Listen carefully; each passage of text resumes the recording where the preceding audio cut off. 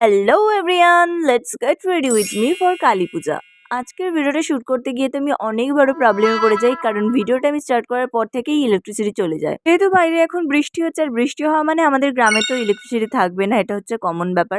আর আজকের ভিডিওটা একটু ইউনিক হতে চলেছে, কারণ আজকে আমি পুরো লুকটা কমপ্লিট করবো অন্যের থেকে ধার নিয়ে। এই যে আমি শর্ট কুর্তিটা পরে নিয়েছি, এটা আমি অঙ্কিতার থেকে চেয়ে আনলাম। আর আজকে আমার বার্থডের জন্য আমি স্পেশাল কোনো ড্রেস কিনিনি, প্রত্যেকবারেই কেনা হয়, বাট এইবারে আমি ইচ্ছা করেই কিনিনি। এদিকে তো রূপসা এসে আমাকে তাড়া দিয়ে যাচ্ছে। ও আমাকে বলেছে 15 মিনিটসের মধ্যে রেডি হতে। তাই তো আমি ফাটাফাট করে হাত চালাচ্ছি, কারণ ঘড়িতে অলরেডি বেজে গেছে 9:45।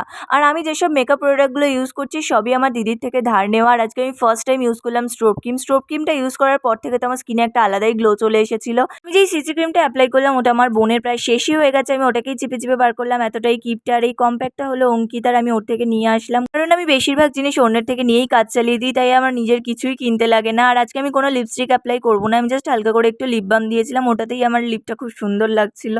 আমি তো আমার কাজের প্রতি ভীষণই অনেস্ট, কারণ আমি পুরো ভিডিওটা শ্যুট করবো ভেবেছিলাম সবার থেকে সবকিছু ধার নিয়ে। আর আমি যেই ফোনে ভিডিওটা শ্যুট করছি সেটা আমি রূপসার থেকে ধার নিয়েছিলাম, আর স্ট্যান্ডটাও রূপসার থেকে ধার নিয়েছিলাম। আর আমি এতটাই পাগল ছিলাম যে আমি এই গরমের মধ্যেও চুলটাকে খুলে নিয়েছিলাম, কারণ আমার ওপেন হেয়ারই ভালো লাগছিল এই লুকটার সাথে। আর এই ইয়ারিংসটা আমার পছন্দ হয়েছিল, ইয়ারিংসটা আমার দিদি, তো এই লুকটার সাথে ভালো লাগবে তাই পরে নিয়েছিলাম। দেন আমি চশমা পরে আমার লুকটাকে কমপ্লিট করি, and this is my final look. এদিকে তো আমার অনেক লেট হয়ে গেছে, সবাই আমায় তাড়া দিয়ে যাচ্ছে, তাও আমার ঢং আর শেষ হচ্ছে না। যাই হোক, আমি অনেক স্ট্রাগল করে ফার্স্ট টাইম আমার ভিডিওটা বানালাম, লাইক করে দিও।